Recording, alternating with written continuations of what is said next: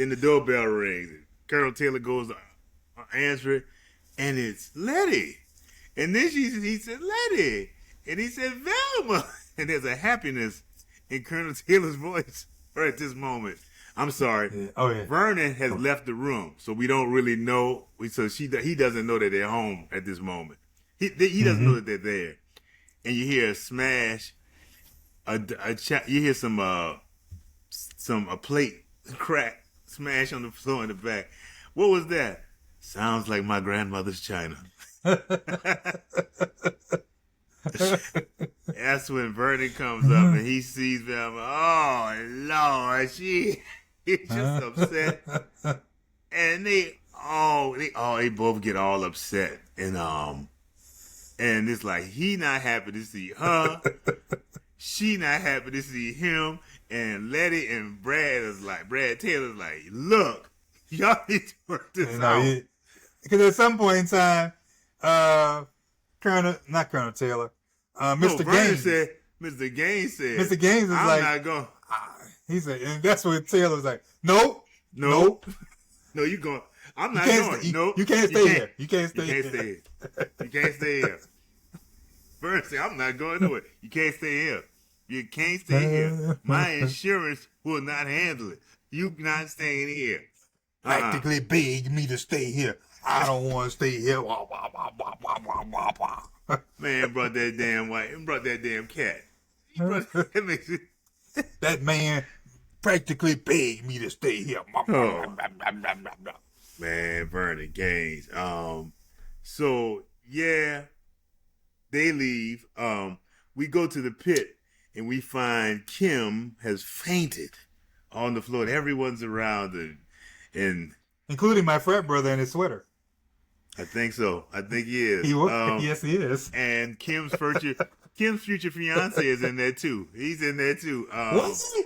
I missed him. What, he had a short haircut or something? Yeah, he did. Yeah. Yeah. The pit and Dwayne has elevated her head. They're like, you're supposed to elevate her feet. He said, I know. I watch Nightingales every week. And I had to look up Nightingales. I said, what the hell is Nightingales? What is that?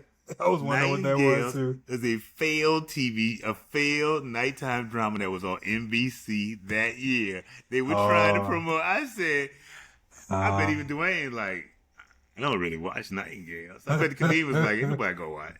And they didn't because it lasted one season. When I say one season, I think it lasted 13 episodes. Because I was like, what is Nightingales? And I was like, I had to look it up. And I said, wow, it's a failed NBC show that they were trying to promote.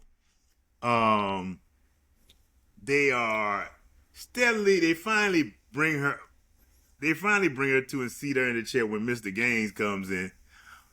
My chairs are supposed to be up on the tables, not under your behinds. Mainly meaning Kim. Even though I gotta say, why is everybody still there anyway? Being that this place is supposed to be closed, but that's neither here or there. Mr. Gaines, she says, Mr. Gaines, I'm okay. It's no problem. I can come to work tomorrow. Oh, no. Get this girl, whatever Get her to the health clinic.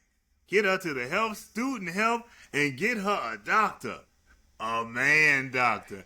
And he high-fives Dwayne, and it's the look on the ladies' faces. I was like, I cannot believe they did this. Even in 89, like they got away with this. It's like, get her a man doctor. I mean, you get away with a lot in 89. And you can still get away with a lot. You wouldn't think so. You can't get away with. There are things you can't get away with in 89 that you could get away with in, say, 79 or 74. Like, you can't get away with Betty Jean. The Betty Jean episode of Sanford and Son will never be done again. No. Never. No. It is just you will never hear the words, well, Betty Jean's thighs rub together and they form a rash. You'll never hear that again, bro. Not on network TV. Not on network TV, you will. She can't walk. Well, you know, Betty Jean's thighs rub together and they form a rash. You know what? Honestly, that's one of the most sensitive lines. That's one of the most sensitive lines in the whole thing because there's a line. There's just a run where Fred is just saying, him and Lamont, bro. They just They were telling just jokes. going. They just telling jokes and they just laughing at this girl. And Lamont keep on going like this. Stop. Yeah, it's blatant. Like, come on, man. That honestly, that was sensitive. That's sensitive compared to the rest of them. In fact, there was one where he goes, I bet that was a short meeting. And you look over at Betty Jean and Betty Jean's like this. No. I know, man. And it just, that would not happen. There'd have been a fight in there at this point. There'd have been a fight in there. Oh my God, we literally finished this episode and then moved into Betty Jean. We gonna stop. Look, that's the end of that episode. The Blacklog is sponsored. Yeah, that's right. The Blacklog is sponsored by Fade to Black Funeral Homes. Death is a part of life, but put life into your loved one's death at Fade to Black Funeral Homes with t-shirt printing, tattoo artists on site to commemorate your loved ones. Fade to Black. Yeah, I'm not gonna talk no more about Betty Jean. We're waiting to talk about Betty Jean when we actually do Betty Jean. Most HBCU think I have nothing. It's just like nothing. I really didn't. I had one. Tell me. I really think this is specific to HBCUs. Sending somebody to the clinic. Go to the clinic again. Go to the clinic. Just go down to the clinic. They got a cold. The clinic was used like black people use Robitussin. You always got that little cold packet, bruh. They give you a cold packet, bruh. You hurt your leg. Hey, take this cold packet with you. I don't need a cold packet, man. I have cancer. I got a bone bruise, man. I think I have cancer. Did you get your cold pack? No. Bruh, in fact, have you ever been to a back room in a clinic? Mm-mm. Like you've never been to a doctor. Nor do I ever. I've never been past that desk, bro. Because they solve you there. You need a cold packet. There you go. No, man, I told you I hit my head. Because Francine, who graduated from business school, that's why they have ibuprofen in there. Because Francine, who has no medical knowledge, is giving out ice packs and pills. That's like having me as the grad assistant at the clinic. Yeah, that's bad. Least likely to happen at HBCU, being on any sports team and doing all what Kim was doing. It's just not happening. I didn't have a highly unlikely for HBCUs, but for whatever reason, Highly unlikely at our house, a cat getting that close to our back door without your dad grabbing that broom. Very true. Little cat, bro, a cat get close, bro. What broom? Give me that damn broom. Give me that damn broom. Oh, man. It's a cat, dude. Let it go, bro. Let it go. Man. Hey, man. Not in our house. R&B hip hop song. Let me tell you something. This was so difficult for me until about 5 hours ago. I was on a bike ride and I was on one of my playlists, my 70s playlist, and I heard Psycho, Alpha, Disco, Beto, Bio, Aqua, Dulu, Aqua Boogie by Parliament. And it was something about the frenetic craziness of that song made me think about Kim and her dreams. And that's all I got. Oh. If you listen to it, the song is it's Parliament. You know what I mean? And I really could not find a song but I thought if you had, that song might have helped those dream sequences that you hate so much, that you despise so much. Well, mine was Cool Mo D. I go to work like a doctor when I rock the mic. Really? All right. Hey, it was all about work, bro. I figured Kim over there, she go to work, bro. All right.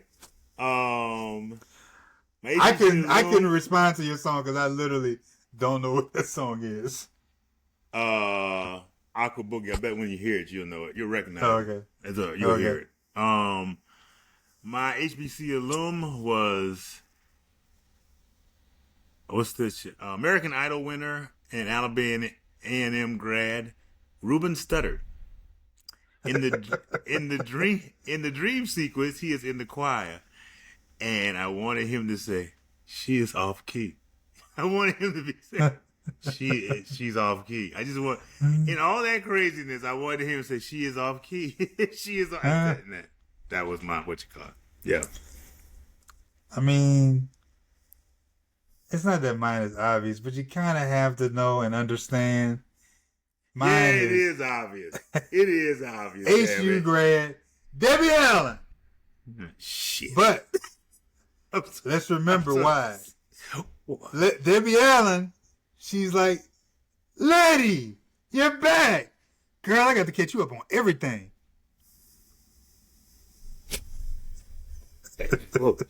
That's bullshit. Oh, man. Lady's back. As soon as I saw Lady back, I was like, "Lady's back." It's like, oh, man. I was like, Debbie Allen got to catch her up on all the stuff she missed. That's your dad would say. That's some bullshit. He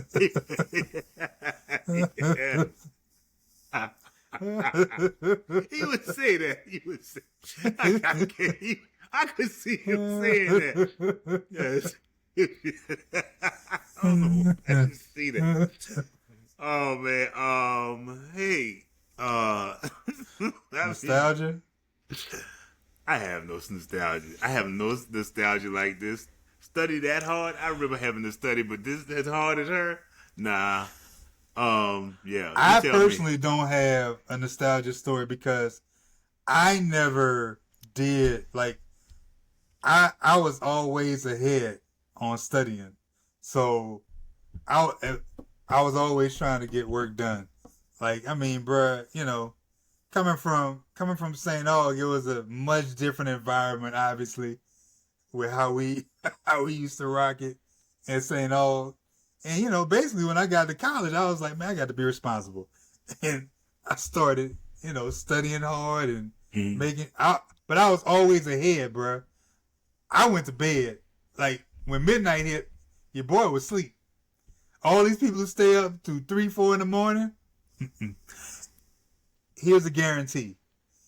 If I was studying and by chance I didn't get it by midnight, I ain't getting it. Book closed. I'll figure it out. Bruh, I look up at the time, bruh. I'll look at that clock and it'll say 11:59 or 11:57 or something. We done. We done. Whatever it is wasn't going to happen. It's not going to happen. Just being honest with me and I'm with you. It's like, it's not going to happen. Better to be honest with yourself, bro, than, you know, better not to lie to yourself, man. Don't lie to yourself, not at all. As our dentist used to say on his commercial, be true to your teeth or they will be false to you. I'm Dr. Reed, signing off. Dr. Langston Reed. And on that note, from the blacklog, peace. And I would like to tell y'all, thank you for the coffee and the 17 flights of stairs. Good night.